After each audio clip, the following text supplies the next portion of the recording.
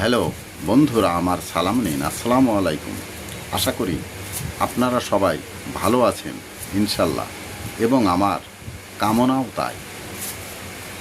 এ পর্যায়ে আজ যে বিষয়ে কথা বলবো তা হচ্ছে, পৃথিবীতে ভাগ্যবান মানুষের সংখ্যা অতি নগণ্য।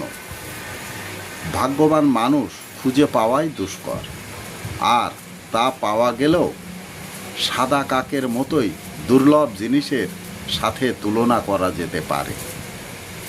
মনে রাখবেন, একজন ভাগ্যবান ব্যক্তি সাদা কাকের মতোই দুর্লভ।